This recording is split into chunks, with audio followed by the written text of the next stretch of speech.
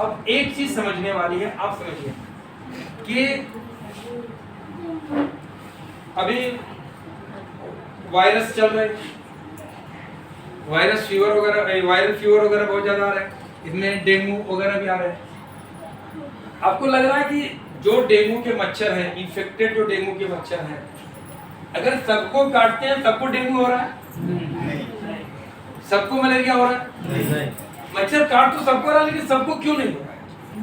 होना तो सबको चाहिए, क्योंकि उनकी बॉडी जो डंस मारने के बाद जो वायरस आपकी बॉडी के अंदर जा रहा है, आपकी बॉडी उसको क्या कर रही है? डिटॉक्स कर रही है। बात समझ में आ रही है?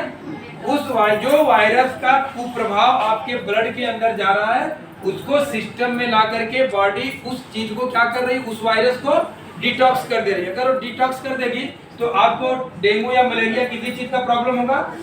नहीं होगा। उसको निकालने में मेहनत करनी पड़ेगी कि नहीं करनी पड़ेगी? अगर कोई वायरस बॉडी के अंदर गया, लगता है कि वो एकदम प्यार से आएगा और चला जाएगा? अगर कोई चोर आपके घर में चला आया तो आपको नमस्ते करेगा और चला जाएगा? वो चोरी करेगा। अगर आप उसको बाहर निकालने की ताकत रखते हैं तो बाहर निकलेगा, लेकिन आपको एफर्ट लगाना पड़ेगा। उससे झगड़ा करना पड़ सकता है, उससे मारामारी करना पड़ सकता है, उनसे सारी चीजें करने के बाद। अभी देखिए, फीवर कोई बीमारी नहीं होती है, फीवर इंडिकेट होता है। और मालूम है लोग मजाक में क्या बोलते हैं सर, गुप्ता सर? वो बोलते हैं ना कि जैसे दो आदमी आपस में जब झगड़ा करते हैं या कुश्ती लड़ते हैं तो क्या निकलता है? पसीना निकलता कि नहीं निकलता? जब हम लड़ते हैं तो जब हमारा इम्यून सिस्टम और वायरस जब जाके अंदर लड़ता है तो उन लोगों की लड़ाई से हमारी बॉडी क्या हो जाती है? हीट हो जाती है, जो कि बाहर आकर के हमको दिखाई दे रही है। आयुर्वेद में कुछ मजाकिया लहजे में इस तरह से, क्योंकि आयुर्वेद ऑब्जर्वेशन थेरेपी पे चलता है ना, वो लोग ऑब्जर्व करते हैं तो उनके मन में जो आता है। अभी आप आयुर्वेद की किताबें जब उठा के पढ़ेंगे ना तो हर बुक्स में आपको अलग अलग चीजें मिलेंगी। लिख के देता है, रेफरेंस लिख के देता है। ज्यादातर लोग वैद्यनाथ वगैरह वाले आयुर्वेद सार संग्रह से लिखते हैं, क्योंकि आयुर्वेद स लिख करके देते हैं। आयुर्वेद सार संग्रह एक किताब है जिसका नाम है सार संग्रह। तो जो भी मेडिसिन बनाते हैं वो रेफरेंस देते हैं, सपोर्ट करता है। ये जो आरजीजीएल है, ये चश्मा है, आंख। कॉन्सेप्ट क्लियर हुआ? कॉन्सेप्ट ताली बजाओ एक बार। मुझे आप लोग साफ दिखाई दे रहे हो। इसी तरह से जब हम इस प्रोडक्ट को कंटिन्यू लेना चालू करेंगे, ये अंदर से जाकर के साफ सफाई करेगा और सारे ऑर्गन को सारी चीजें साफ साफ दिखाई देनी शुरू हो जाएगी।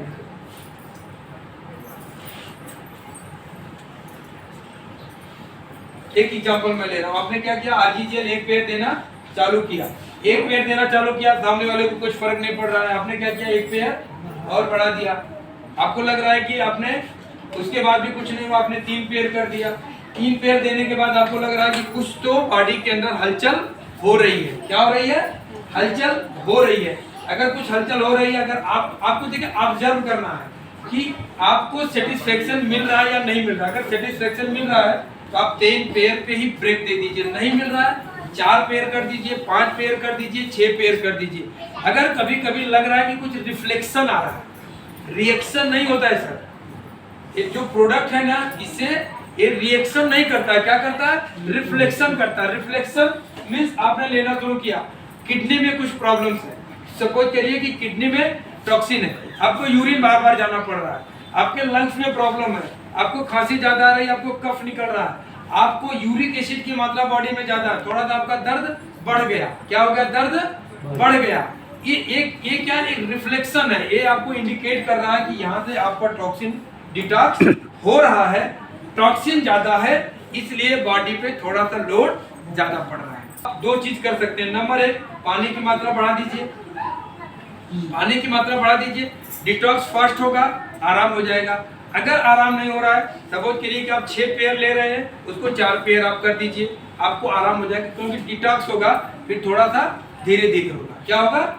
थोड़ा सा धीरे धीरे होगा, कंट्रोल होगा। बहुत ज्यादा अगर पेन हो रहा है तो कोई आप जाकर के गोली खा लीजिए। अब ऐसा नहीं कि हम कसम खाए हैं कि हम गोली, अगर ज्यादा दर्द वगैरह हो रहा है, ज्यादा दिक्कत हो रही है तो कोई आप पेन किलर गोली जाकर के नॉर्मल कोई भी गोली लेकर के आप उसको यूज कर सकते हैं। दे सकते हैं अगर किसी को भी अगर हीमोग्लोबिन का कमी है उनको 6 से 8, 10, 12 जो भी आप दे सकते हैं। ऑलरेडी इसको अगर देखा जाए तो इसका डोज होता है 4 ग्राम, एक हमारा 300 मिलीग्राम का, लगभग हम 14-15 स्पालिना लेते हैं सर तो 4 ग्राम हो जाता है। 4 ग्राम हमारी रिक्वायरमेंट होती है, लेकिन जरूरी नहीं है कि आप 14-15 लें, क्योंकि हम बाकी चीजें भी लेते हैं, हरी भांति वगैरह भी और भी सारी चीजें लेते हैं जिसकी वजह से भी हमको मिल जाता है। अगर हम अपनी लाइफ में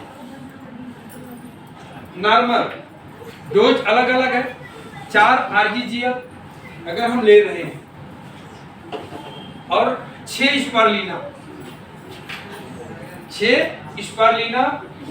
4 RGGL और इसके साथ में जो हमारे रूटीन प्रोडक्ट है अगर उसको हम ले रहे हैं, कारण क्या होता है मैं आपको बता दूं, हमें पेस्ट लेना बहुत जरूरी है।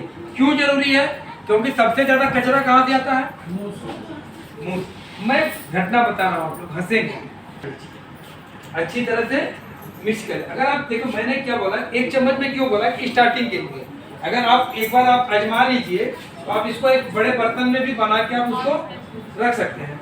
उसको आप क्या करिए कि जिनको बहुत ज्यादा, जिनको आप समझ लीजिए मुंह से मवाद आ रही है, ब्लड बहुत ज्यादा आ रहा है, बहुत ज्यादा बदबू आ रही है, तुरंत आराम चाहिए, तो आप इसको दिन में 2 बार उंगली से अच्छी तरह से लगा करके छोड़ दीजिए और ब्रश भी इसी से करिए। जो सुबह शाम हम ब्रश करते हैं ना, आप इससे करिए। देखिए अब देखिए पेस्ट तो अपना काम करेगा, लेकिन अगर हल्दी अगर साथ में आ गई तो हल्दी क्या है? एंटीबायोटिक्स है, पेन किलर है, ये दोनों है कि नहीं है? तो अगर ये दोनों चीज मिल जाएंगी, इसके साथ में नमक आप पता करिए, गांव में हम क्या करते थे, दांत दर्द करता था तो राई का तेल और नमक मिला के मालिश करवाते थे और आराम होता था। और साथ में हमने क्या ले लिया? Virgin coconut. और वर्जिन कोकोनट का पता ही आपको कितना अच्छा काम करता है, और साथ में क्या होगा? सॉफ्ट हो जाएगा और लगाने में काफी आसान हो जाएगा। तो इस एक फार्मूले को भी आप, क्योंकि ये आजमाया हुआ फार्मूला है और अच्छी तरह से ये